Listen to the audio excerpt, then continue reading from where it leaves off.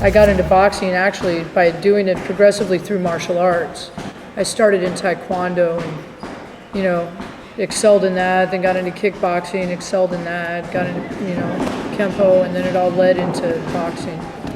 But I've seen a lot of benefits through, you know, especially all the kids I've been able to help. That's the main reason why I started the club in the first place. It helped to alleviate my anger, though, from the loss of my husband, while I was trying to create an environment that was a safe place for kids. And one of my main passions that drives me absolutely crazy, I don't understand, is crimes against children. Why anybody would want to commit crimes against children at all is just beyond me. A lot of things are beyond me, but that's pretty much number one on my list. So I wanted to, I hate to use these, you know, catchphrases, but I wanted to empower them. You know, I wanted to know that they're strong, they can stand up for themselves. There's things they can do where they don't have to be treated like that. That includes maybe women that may have gone through rape, anybody who's been mentally traumatized in their life, anybody who's been physically abused in their life. That's a common occurrence in here. And a lot of people in here are normally really happy people that have suffered some sort of trauma in their background. And everybody's pretty much here for a reason, and I've come to really find that out. So by finding an avenue to help myself, I've been able to help all these other people, and my main focus is the kids. So I've been very blessed to be able to have this position in life. We just drove by the boxing club. I used to wrestle, so I figured, you know, close enough. Came down and gave it a shot. Liked it a lot more than I really liked wrestling, so I'm here to train. I train myself. I fight. I've had like 30 competitive fights. And then I teach the kids. I teach the kids boxing, and every once in a while I teach county community kids like troubled youths from San Rafael. Yeah, I teach them. So we have Monday and Wednesday nights at 5 p.m. We have classes for youth from 7 to 14 years old. On Tuesday and Thursday nights, we have classes for adults from 15 on up, which is generally fitness boxing and basic boxing, how to learn the whole concept of the sport and get in shape for it. And Wednesday night at 6 and Saturday morning at 10, we've developed a new competition training program, especially designed for competitors that want to, you know, go into amateur boxing, possibly pro. We have a couple that might turn pro next year. So, and then we have boxercise for people that are kind of more into the aerobic aspect of it and not so into the technical aspect, which is Thursday night at 7 and Saturday morning at 9. It releases a lot of tension. It's gotten me into shape quicker than anything else has, ever. And Susan's just great. She lets people work out, and she's an amazing person. And she takes people in under her wing. She teaches people what they need to know. And there's no bad blood around here. Everybody's friends. So I've gotten a lot of great friends here.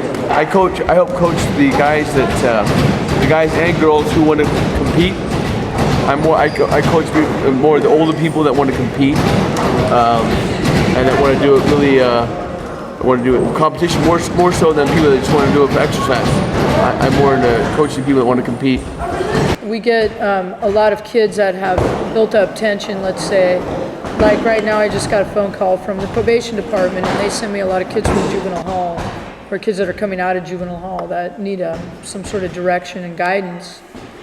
And just overall fitness and health benefits I've been able to pass on to people in the community, so they're able to see the benefits from boxing as a sport. I've learned a lot here. I've learned a lot about myself and my self-esteem and improved self-esteem. And it's good therapy. It's really good therapy, and it keeps kids off the streets. You know, it's a healthy place to work out and, you know, get out tension so you don't take it out on other people. It's just a really healthy place to be. For one, people that want to work out and just get in shape, that benefits them. And the other people that actually want to box and compete, it gives them a place to go and work out too, because Marin County is really not known for a place of boxing. Well, we have a very clean track record. We've been here for 8 years, and I can honestly say we've never had any kind of major injury. We've had minor, you know, bloody noses, or that's about it. I haven't had any cuts. Our safety record as far as a boxing facility is pretty much perfect. So I try to cover all that though with safety equipment, having the right first aid available. I've seen more injuries in basketball and softball, and now the big thing, football, especially football. Okay, I've seen all kinds, I can't even name them all. And now soccer is coming out of the woodwork as the leading cause of head trauma amongst adult sports because of the headbutting with the ball. The impact of the kicks, adults kick at very high speeds and they're very powerful, and especially your leg muscles, and if you have a ball coming at your head at that high of a rate of speed, it's going to do a lot more damage than a boxing glove.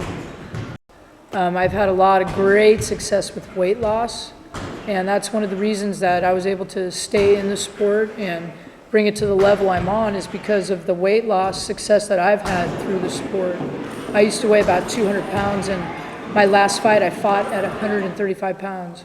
How do you benefit from the boxing club and what you do? I can beat people up much better than I could before I came in here.